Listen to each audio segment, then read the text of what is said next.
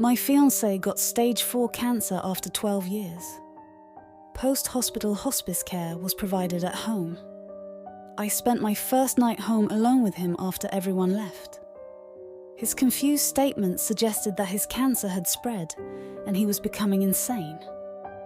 I was given an imaginary item and told, "Here, put this in your purse."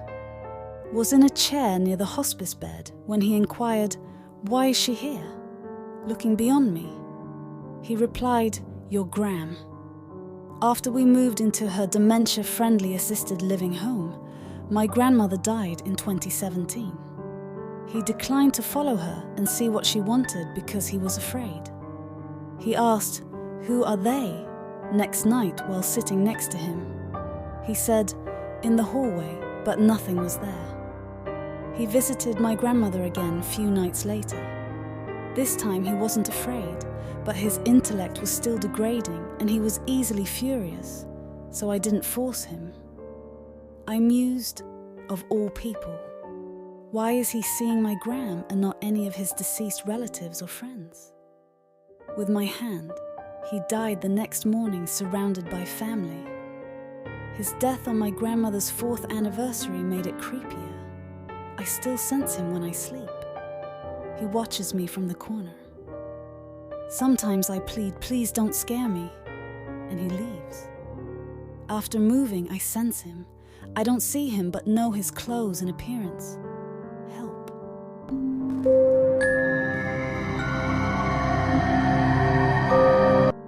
When I was around 13, me and my friend used to go on walks together at this local dog walking area. It was quite big and connected to woods, but was also in the middle of a bunch of homes which surrounded it. We used to walk around the trails there often and just talk and listen to music. There were certain places we didn't walk to in case we got lost, and the signal wasn't great there. But this day, we decided we were going to walk the extra mile following the trail.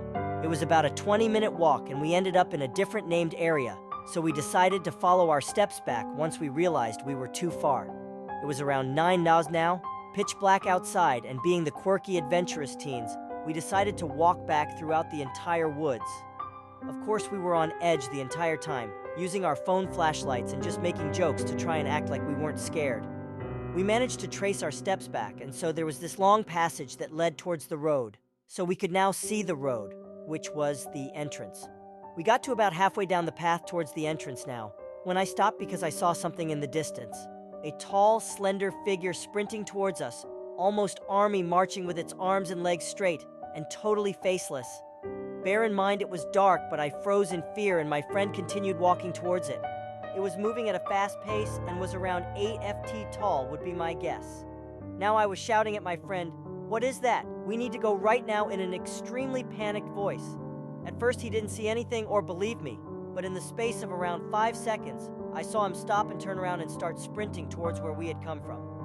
I remember screaming at him, "We have to go now," and the adrenaline kicked in now. We ran towards a bridge close to us, and then up a hill which had a gate onto a public path. For a brief second, I remember, as I jumped the gate, I turned around to see if it was still there. To my shock, it was running even faster, which in my head made me realize that this was no joke. My friend stumbled over the gate, cutting his hand, and we ran all the way to the shop in the town street. To this day, there is no real explanation, as even if it was someone dressed up, why chase us in that location at that time? And the way they ran was so non-human, like, this was 5 years ago now, but safe to say the scariest thing that happened to me.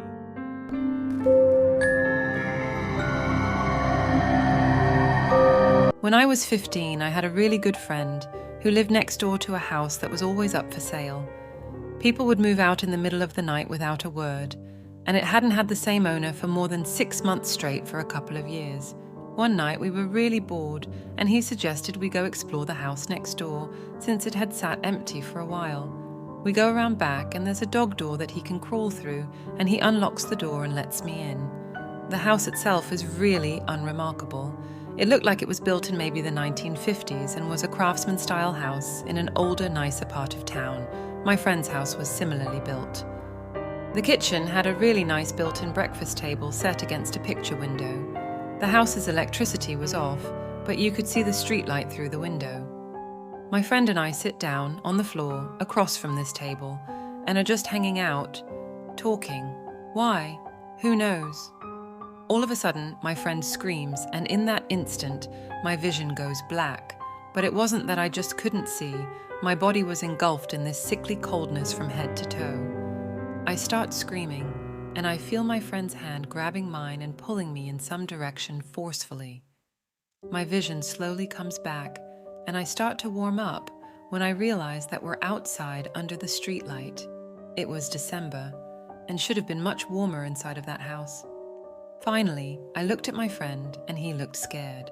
I'm really confused and kind of panicked myself, and finally asked him what happened. He says that as I was talking, a black thing, this figure that was all black and only had the vague shape of a girl, crawled out from under the table and sat on top of me. Apparently, I started groping around with my eyes wide open like I couldn't see, and he was so freaked out he pulled me out of the house. We're still friends and bring it up occasionally, but the story itself never changes and still sends chills down my spine. To this day, I've never felt such blackness or coldness in my life.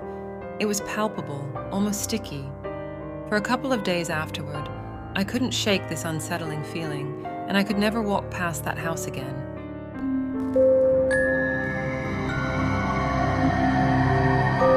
My house sits further back in the lot than most other houses. It is a strange layout as well. The sidewalk runs the length of the living room and ends at the front porch, which leads into the living room. Large windows that do not open allow great light to get into the living room, but at the cost of no privacy. The rest of my family was on vacation, and having the house to myself, I decided I would get smashed. Well, I passed out on the couch in the living room at about 9, when I realized I was too scared to walk back to my room. The couch is right underneath these big windows. I woke up suddenly, not knowing why. I had a severe case of the chills and I couldn't figure out why.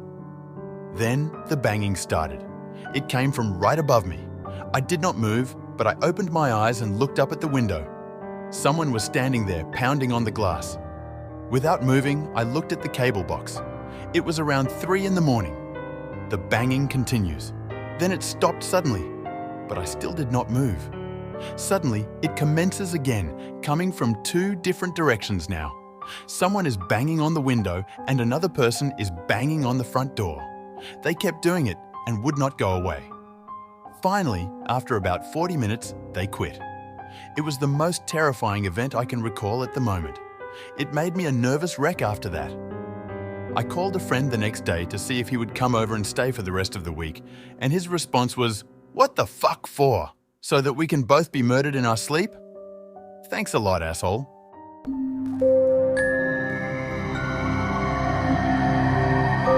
About 2 years ago, I was driving home from a family reunion pretty late at night, and the drive was about 2 hours.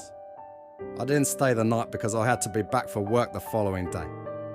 Most of the drive was on roads with dense bushes and trees on either side. The real creepy ones you see a lot in movies. Anyway, I'd been driving about 45 minutes, and I was starting to get really tired. You know how sometimes you just suddenly become really tired? Out of nowhere. Well, yeah, that happened to me. I knew I wasn't going to last, but I didn't come across any place that I felt I could park and safely sleep. Anyway, after it became clear to me that I wasn't going to find a place to pull up and my tiredness wasn't going away, I did something very questionable. I pulled over to the side of the road onto the grass, behind some bushes, to try and hide my car from anybody else who was going to come past. The roads weren't empty. I came across another car every few minutes or so. I made a mental note that the time was 11:22 and then fell asleep. Sometime later I was awoken by a scratching sound. I looked at the clock, 11:50. The sound stopped after a few seconds, and because I was still extremely tired, I didn't bother looking around and simply went back to sleep. I was later awoken by the same sound, and it was now 12:40. This time it really freaked me out because the sound didn't stop. The thought ran across my mind that it was just an animal inspecting the car. But why would it return almost an hour after it had left the previous time? I looked in my rearview mirror and just managed to catch a glimpse of something running away into the forest. Now, at the time, I thought it was the damn hook killer.